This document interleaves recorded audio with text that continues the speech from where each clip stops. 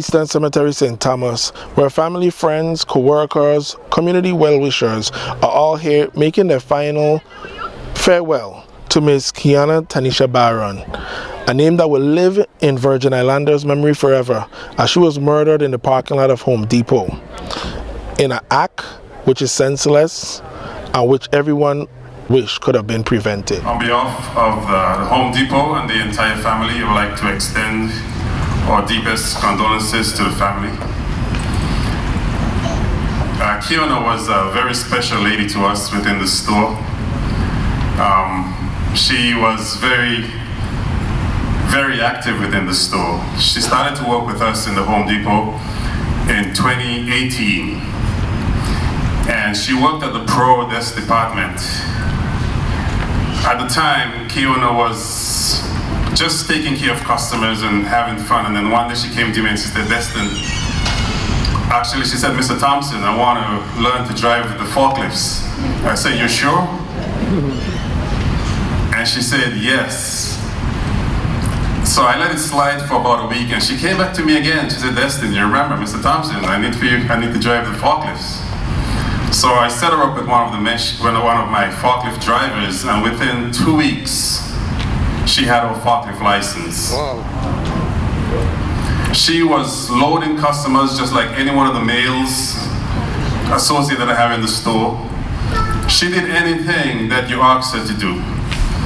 In about 3 months later, she came back to me again. She said, Destin, I want to become full-time. I said, you sure? I said, your schedule is going to change, you know. She said, yes, I would like to be full-time. So I let it slide a little bit. About a week later, she came up to me again. She said, Mr. Thompson, you forgot me? I said, no, I haven't forgotten you. Let me talk to my HR manager. So I got with my HR manager and I told my HR manager, do we have any positions open? Because I have Keoner, she wants to be a full-time associate. She said, let me look. At the time we had the kitchens department open. So we placed her in the kitchens department to work. In less than no time, Keoner actively started to take care of all of our customers. She learned the system very fast. And then she got her reach truck license. Now this is a different machine that Keoner decided that she's gonna learn to drive. And Keoner just started to take down pallets in the overhead, taking care of customers more strongly than a lot of the men that I have within the store. Just taking care of business. She was a very, very active, loving person. I know that the family and the Home Depot, we're gonna miss her very much, but I believe she's in someplace special today. And because of that, I would like to sing this song real quickly. It's a song that I like very much, and I want to sing this on behalf of the family and the Home Depot family. I have a maker. He formed my heart before even time begins. My life was in his hands. He knows my name. He knows my every thought. He sees each tear that falls, and he hears me when I call. Earlier today, the Orange County Sheriff's Office Emergency Response Team was searching the area of Timber Scan Apartments that's off of South Texas Avenue in Orange County. And that's when they discovered a body we believe to be that of Miya Marcano.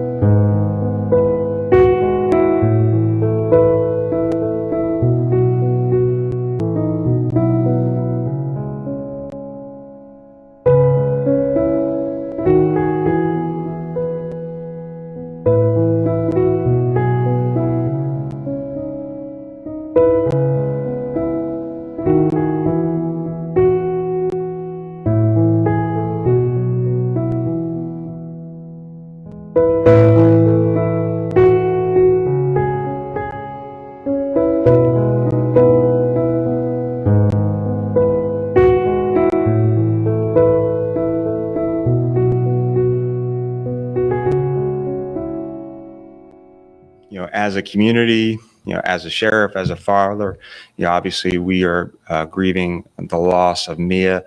Again, we can't imagine the pain and anguish that Miya's parents, their family, the loved ones, and the friends, and really our entire community have gone through and will continue to go through. On behalf of the men and women of the Orange County Sheriff's Office, we offer our deepest condolences to Miya's parents, her family, and our loved ones. Hi everybody, I'm Kaylee Sue, Miya's older cousin, and this is Miya's family. It's a very small representation of everyone who considers Miya family and who is our family. We have family as, we have her great-grandma that's all the way from Virgin Islands, and we have family visiting from Trinidad, from New York, from Canada, from all over Florida. Anyone that could find their way here is here to represent and was here to help us search for Miya. As a family, we'd like to thank everyone for the support and for helping us in this search, and whether you were physically present or just sharing information. I had people who reached out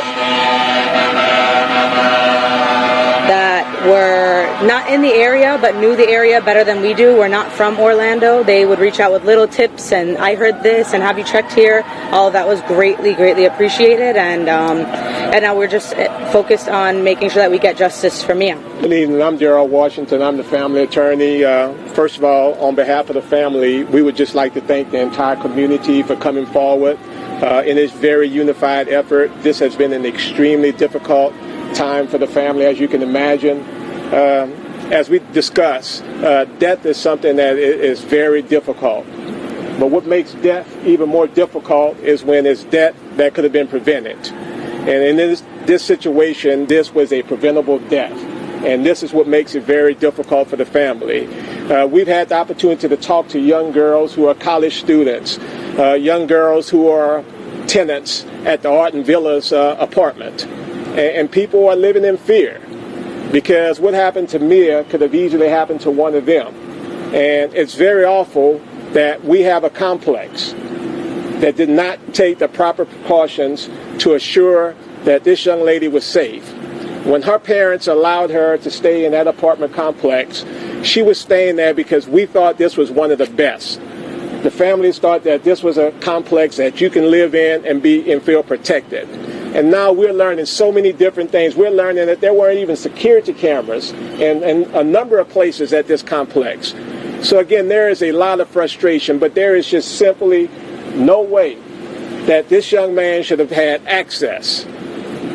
And I'm calling him a young man, but he was a predator. He shouldn't have had access to Miya's apartment. And we believe that there was so much more that could have been done to prevent this. There's not been a lawsuit that has been filed at the current moment, but I will tell you that the family is currently looking at every legal remedy that is available to them. We do believe that there was negligence that took place. There was negligent entrustment. There was negligent hiring. So there is some liability on the part of this apartment complex. And again, we feel that had this apartment complex taken the proper steps, this person should have not even been employed at that apartment complex. Attorney Washington, have you had any conversations with the complex, and if so, what has those conversations been like? To be quite honest with you, it's been very disappointing, because Miya was not only a tenant at this apartment complex, but she was an employee. This apartment complex has not reached out to the family to offer their condolences. This apartment complex have not talked to the family. In fact, this apartment complex has been extremely difficult with the family getting answers. So it's been really disappointing the way this apartment complex has handled this.